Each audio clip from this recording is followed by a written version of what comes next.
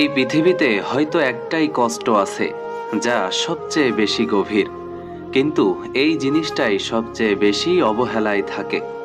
সেটা হলো পুরুষের কষ্ট। সে কাঁদে কিন্তু চোখে জল দেখা যায় না।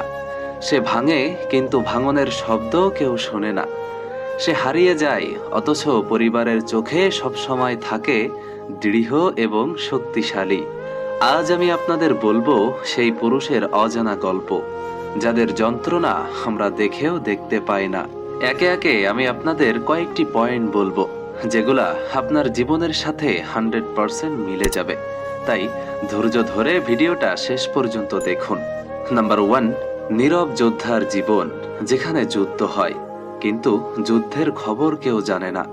পুরুষ প্রতিদিনই লড়ে, প্রতিদিন হার মানায় নিজের স্বপ্নগুলোকে, কিন্তু তার লড়াইয়ের গল্প কারো ডায়েরিতে লেখা থাকে